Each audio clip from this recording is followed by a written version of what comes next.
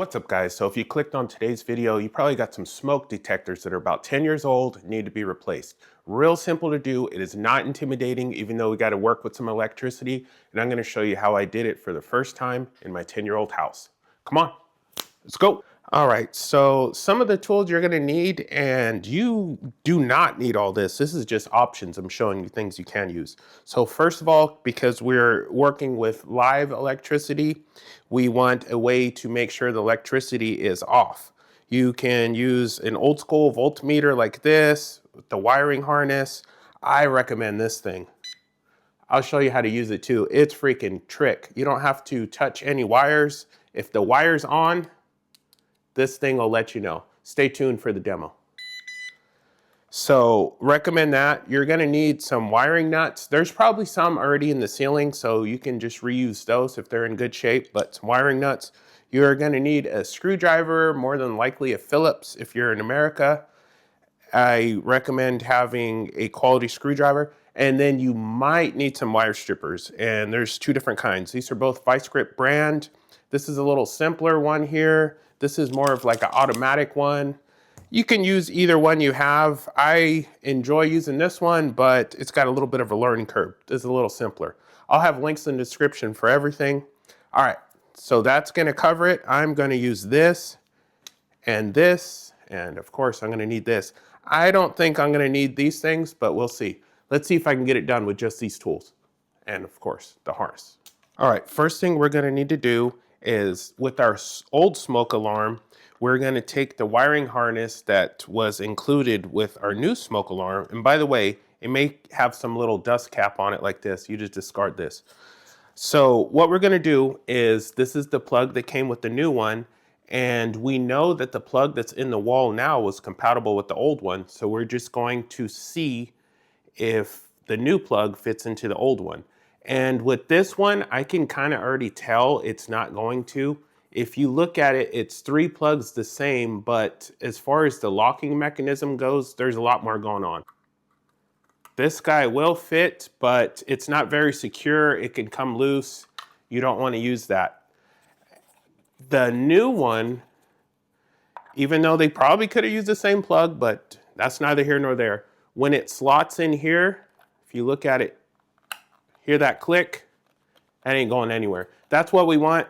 This is what it came with. So in my scenario, I'm going to have to redo the wiring. And if you're in the same boat, I'm going to show you how that's done. If you're not in the same boat, you're lucky. You can either redo the wiring, which I still recommend just because it's a new harness and you already have it. It takes 2 seconds. Or you can simply unplug the old one, plug this one back in, use the same bracket that's even on the wall, everything, you're done. But I got more work to do. Let me show you what you need. If you've never used one of these, let me give you a quick little tutorial. They're all pretty much the same. So first of all, you're gonna turn it on, and then you see here, there's 3 different color wires. We're gonna test each one individually, and then when it beeps, we're gonna know which one has the power. Like for instance, the white here, touch it, nothing happens. The red, see that? Nothing happens. But the black, simple as that. That's how you know your black wire is the hot wire. They're not always color coded properly or the same. So in this instance, black wire is a hot wire. Red is common or neutral, and white is common or neutral. We just know the black is the hot. All right. Next thing you're going to want to do is find whatever breaker controls this and make sure you turn it off. Every house is going to be a little different, but let me show you which one mine is. All right, so we are in the electric panel, sub panel in my garage. And if you look here, they're all labeled. And you want to look for one that says if they're labeled. If they're not, you're basically going to have to flip off a switch, test that wire to see if it's got power still, and if it does, turn that back on, flip another one. You're just gonna have to troubleshoot it. But since mine is labeled right here, number 12 is smoke detectors and master bedroom. So that's that one. I am just gonna flip number 12. Would you look at that? Power's gone. Oh, wait, no, that was a false warning. So power's gone. You can play with that black one all day long. You can lick it if you, I don't suggest licking it, but you could.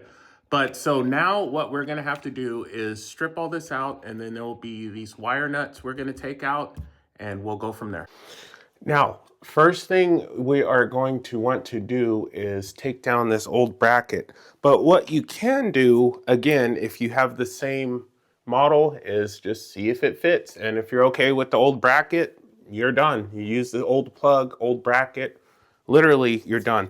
You might have to switch out some batteries, put new batteries in this one, obviously, but pretty simple. For me, not so simple. So I am going to take my screwdriver here, just loosen these guys up.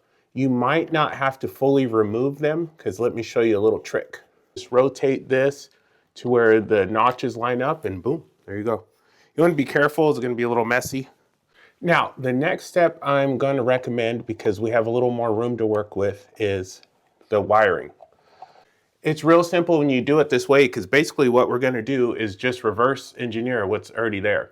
Now, we know the black wire is what actually has electricity, so we're going to want to do that last. The white wire is just like the neutral, which is kind of like a ground. But this orange or red wire is the neat one. If you see here, it's capped off because it's not available in every installation, but if you have it, it's really clutch, because basically what it does is, this is like a trigger. If this alarm goes off, they all go off. So good to have. So what we're gonna do is start with white. Undo that. Let me grab some pliers to undo that.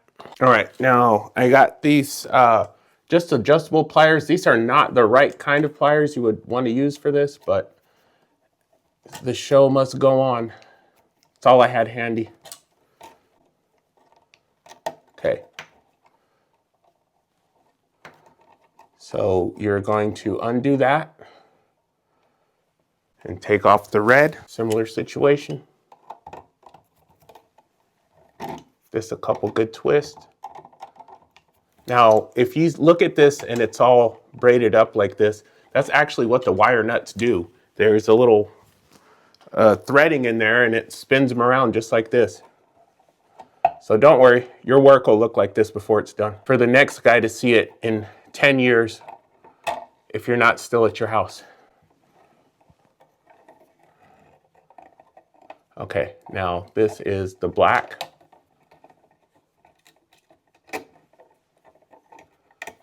Boom, just like that. This is the old connector here. We're done. Sayonara. So now we have this new connector. Gonna get this part off, and we are just going to do basically the exact same thing, but in reverse. So again, we're gonna start with white. And you are gonna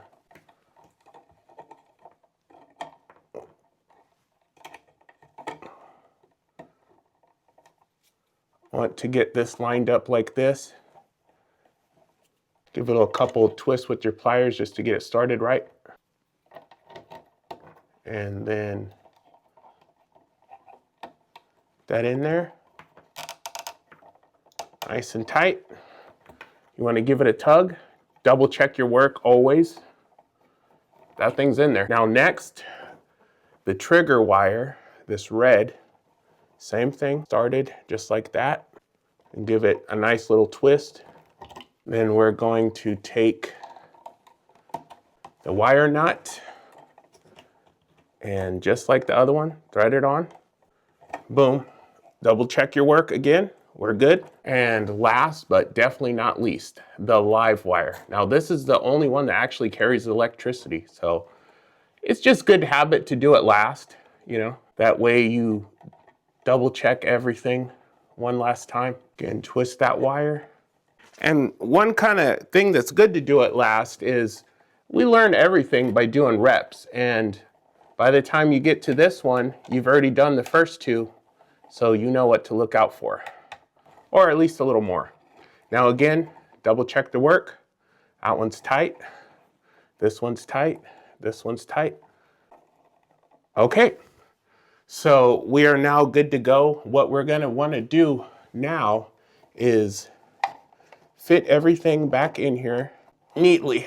It's kind of one of those things, easier said than done. Some of this wiring is very stiff, but it can be done. And there you go. So now we have our base plate. And if we line it up just right, keyhole there, tighten this guy down, loosen this one, and bam. Oh,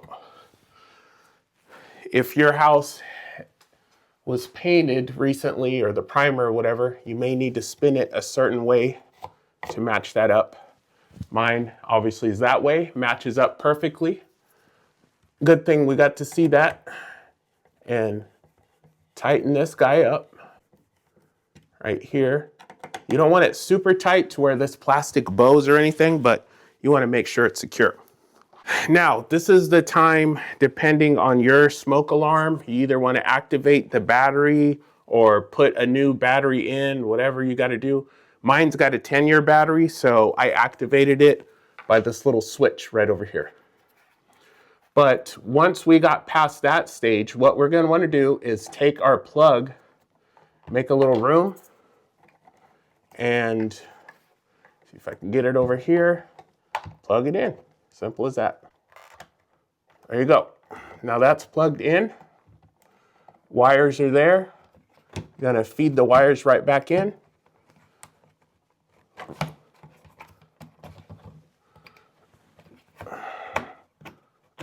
Rotate it in place, and hopefully it doesn't drop like it did a second ago, but there you go. It's clicked in. Secure.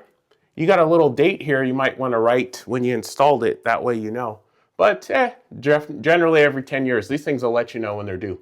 Okay, so this is good to go. What we're gonna do now is flip the power back on and see if it's working. And would you look at that, we got a green light. What does that mean? It depends on your actual smoke detector, but to me, seems like it's a good sign. This one in particular, green means just like you would expect, it's good to go. And there is one little test we can do. What happens during this test is dependent on your actual smoke alarm. So I'm gonna leave that up to you. But for me, I'm just gonna press this guy right here.